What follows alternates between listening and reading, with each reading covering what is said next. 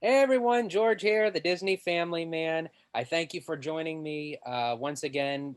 We got a lot to talk about today.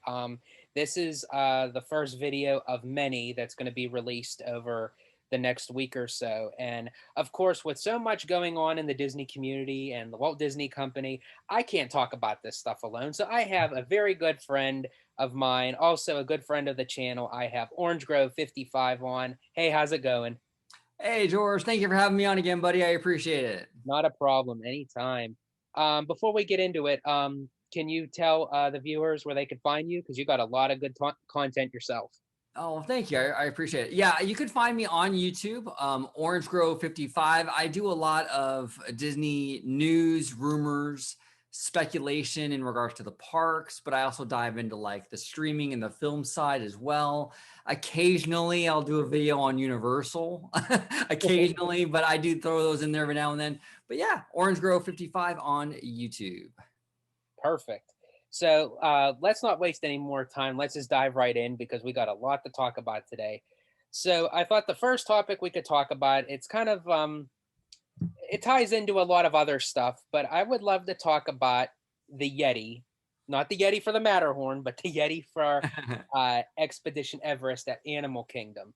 Now, there has been some speculation that, well, for all you viewers who don't know, that the Yeti inside the mountain of Expedition Everest has been completely non-animated for many, many years. What that means is the animatronic is not necessarily broken. He is just what they call temporarily turned off because what it's doing is from the motion and the hydraulics of the animatronic itself, it is cracking the foundation that the Yeti is on that's inside the mountain itself. Because when they were building the mountain, there were three different structures: the mountain itself, the track, and then the Yeti has his own platform. And that platform is what's cracking every time that the Yeti was doing any sort of animation or of movement when the ride was is being run from day to day. So for many years, the Yeti has been uh, non-movable, and Disney had put in strobe lights to kind of give this the sensation and the feeling that the Yeti is trying to reach for you. But it also became the whole notion of the disco Yeti. Well, for all us Disney nerds out there, we know that Disney Imagineer Joe Rohde, who the whole complete concept of Animal Kingdom was his vision, and he had a lot to do with Expedition Everest. And he had mentioned, I believe it was at the D23 Expo. Do not quote me, folks. It was either in 2013 or 2015 when he vowed that he would try to get the Yeti to work. Well, sure enough, as everything going on in today's world, what another big, you know, downfall that we're losing a great Imagineer that Joe Rohde has decided to take a retirement from being in the Walt Disney Company for 40 years. And a lot of people were saying, well, the Yeti's now never going to get fixed. You know, he promised and everything. But there was some speculation that Disney actually filed some permits to actually get the Yeti moving to maybe not to its full extent, but where it could still provide motion in the ride itself. And what's your speculation on it? Well, I hope they can get it taken care of. I mean, this kind of stuff is always sad to me. Whenever I see anything that's like, like at a Disney park and it's like shuttered. I go through it here in California all the time. Every time I go into Tomorrowland, we have a, you know, rotting people mover track that's been abandoned for years. Even things like the Jolly Trolley in Toontown that's just been sitting there. It doesn't go anywhere. It's a photo op now. That kind of stuff is always sad to me. I hope that they can, whatever the technical issue is, they can sort that out and get this Yeti back up and running, because I mean, that's how the ride was originally supposed to be. That's the original show, for this attraction. It makes a big difference, and I'm really surprised after all these years, because it's been like non-operational for quite some time now. I'm really surprised they haven't put aside some funds to like just get this thing fixed and move on from this. It's been kind of sitting there for a long time. Well, it's been, I think the Yeti was only operational for maybe a year, year and a half when the ride first opened back in 2006. And that was Wow. it. For the rest of the time, he's been completely off. But what surprises me the most is for how intricate that the Imagineers are, that to actually think to say, well, if something were to occur, how can we be able to fix this? Because once they enclosed the mountain, that was it. There was no going in, no, they would have to literally dismantle the whole entire mountain to get the Yeti off the platform to then fix the platform. Wow. So it's like the way that they built the mountain, it was very genius of how they built it with three different platforms. But I don't know if they really thought that something was going to happen that quickly. It's almost like, when they're building, it's like, oh, well, if something happens down the road, we'll figure that out. But I don't think they really knew what was going to happen within a year, year and a half. And it's like, oh, well, we just built this mountain. We can't take it apart now. So we might as well shut them off and put some strobe lights in there. So basically, the animatronic, which is massive, sits on this platform and it's cracking the platform. So they have to go in there and basically they have to basically rebuild that entire platform to Yes. get to, and then put the They, animatronic back on. yeah, they would have to replace the platform, repair it, but also replace it to where if they turn the Yeti back on, it's not going to start cracking again. So they would have to lay some major foundation just within that platform alone. But again, in order for them to get in there, they would have to literally dismantle the whole peak of the mountain. Oh my gosh. Now, I've never been to Walt Disney World. So I've obviously never been on Everest. How big is, is this Yeti where it's cracking this foundation? How big is this thing? He's huge. He at the time, I mean, I'm for sure Disney had worked on and still is currently working on animatronics that are much bigger. But I mean, Right. he was the most technological type of Yeti, much bigger than the ones that you find in the Matterhorn. I mean, Wow. he's huge. And I think with the strobe lights, you can't really predict how big he is because you're just seeing the flashes. And a lot of Yeah. people don't even know he's there half the time. But if you were to actually see him in motion, and if you can really get your eyes locked in on him, he's huge. He weighs. Don't quote me on this. I think they said that he weighs like the size of a diesel truck. Oh my gosh. Really? Yes, That's wild. I had no idea. That's crazy. because if they, and that's why they gave him his own platform, because he's so big. They could have never, and thank God that they didn't connect him into the mountain, because if it would have started cracking the mountain, then the ride would have had to be forced to shut down for repairs no matter what. Wow. So at least they could still have the ride operated, each Right. day. But yeah, that was, so what are your thoughts on as far as now the whole notion of Joe Rody now retiring after 40 years? I mean, 40 years is a long time, Oh but yeah. he also had some projects that were on the horizon. He was a head lead Imagineer for the new Lighthouse Point, the new island that's supposed to come out in the Bahamas for the Disney Cruise Line.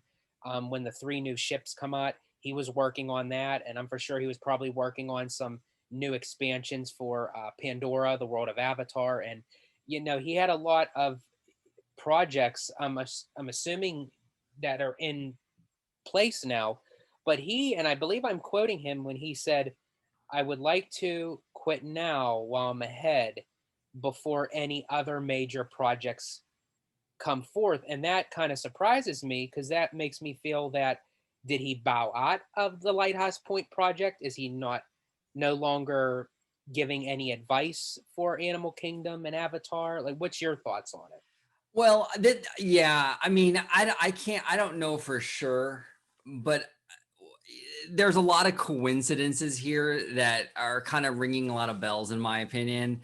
Um, I would take him at his word with that if it was just him. But then we got the word that Kevin Rafferty, another longtime Imagineer, is retiring in April, I believe. And then we got the word, the gentleman's name, and I really hope I'm not mispronouncing it, but his name, he's the vice president of Disney Animal Kingdom, Dewan Rivers. Just announced the other day on January 13th that he's also retiring. So there's a lot of these big time Imagineers and big time executives all of a sudden deciding, hey, now's the great time to retire. Yeah. It's a little too many coincidences aren't a coincidence. So I think that there's something going on where maybe the company, because the parks division is obviously really struggling right now. I mean, Disneyland has been closed. It's going to be closed for a year easily. And then Florida, even though they're open, they're still operating at a lower capacity. It wouldn't surprise me if Disney management was saying to these executives and these Imagineers, hey, look, we'll buy you out. If you retire now, you get a little cushy gift on the way out, so to speak, right? And they're probably offering these guys those little packages to retire now.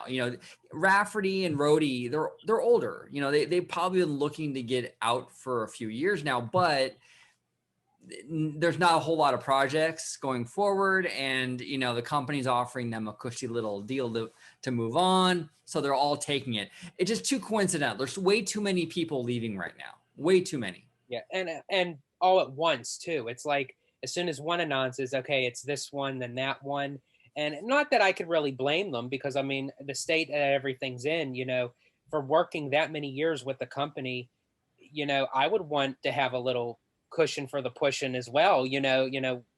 By the time that I retire, but it also kind of worries me that with I between 300 to 400 Imagineers laid off and now these great Disney legendary Imagineers retiring, it's like when everything does come back into focus and the parks division picks back up and more stuff comes, into focus, it's like who's going to be there to now like do they have like someone in mind like to pass the baton so to speak when that does happen? Yeah, I think they probably do. I mean, I think that we're not familiar with them, but I think they probably do have somebody that's going to pass that baton. We've kind of seen a similar situation with Disney animation, right? You had the Nine Old Men and Walt's generation. And then in I think it was like the late 70s ish, those guys started to move on out and retire. And it was the new generation, like the Renaissance era, with like Glenn Keane and those guys and Howard Ashman, right? And that was the new generation. That was kind of, they were going to take the baton and go with it, right? It's always scary, that transitional between the old guard leaving and the new guard coming in. But I think it works itself out, and I think the same thing will happen with Imagineering. We'll see these older guard move on out, like Joe Rhodey and Rafferty, and Tony Baxter left a few years ago. And then this new generation, this younger generation will take over, and they'll kind of put their own stamp and fingerprint on projects. And I'm sure there'll be people, Imagineers, that in this new generation that we grow to love as well. And we'll be watching them for a few years. And, so it's an evolutionary thing. And like I said, we've seen it with animation. It's going to happen with Imagineers. And I'm sure a lot of these old school Imagineers have taught a lot of these newer people the ropes. I'm sure And I'm it's been sure that passed on. they'll even add in their own input if they would want to. I mean, even Tony Baxter said he'd come back to revamp Figment for Epcot and everything. So I think what they're trying to do is like they'll still be involved with the company, but at least that they know that they have their livelihood covered if by any means something else would arrive or more furloughs and things happen. So I think that was smart of them to make that decision. Yeah, and Tony Baxter's also working on as a consultant to the Splash Mountain retheme. Mm-hmm. He's working on that as well. I know before he unfortunately passed, Marty Scalar, when he retired, he was still kind of like a consulting, like a consultant. He had like a consulting role within Imagineering as well. A lot of these guys, they leave, but they're never fully gone. They're always there to kind of give input into the creative Yes. process. And I think these gentlemen, Rafferty, Rhodey, they love this stuff, you know, and they're going to continue to give input, and they're always going to be just a phone call away or whatever if the new generation needs them to help out. I'm and sure of and it. especially Rafferty, because he's right there. He actually had his house designed to where when he walks out on his outside balcony, he could see the peak of Matterhorn Mountain. So Incredible. like, so he's like a hop, skip, and a jump away. So Yeah, yeah. I mean, these guys, they're going to be around. They're going to be around. They're officially retiring, but they're not going to be completely out of the loop. And you know, like we talked about it, like I think it was like last year with that whole Imagineering story, but it was heavily rumored and indicated in that documentary that Joe Rohde was working on a new Tomorrowland for Disneyland with the whole Tomorrowland model, and he was kind of working with the model. I'm sure whenever they finally get around to a new Tomorrowland, Joe Rohde will be like an outside consultant for that, because I'm sure he's already started on that process behind the scenes. So yeah, these guys will still be around. Absolutely. yeah, I agree. Everyone, write in the comments below. Tell me what you think. What are your thoughts? Do you think that the Imagineers who are now retiring that they'll stick around? Tell me all your thoughts. So we're gonna end this part right here, and as I said, definitely keep out for more videos because a lot more is coming. So I want to say to you all, stay safe, stay healthy, stay Disney. Bye, everybody.